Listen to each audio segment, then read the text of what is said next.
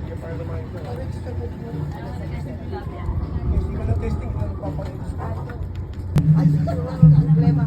Kain mo mo.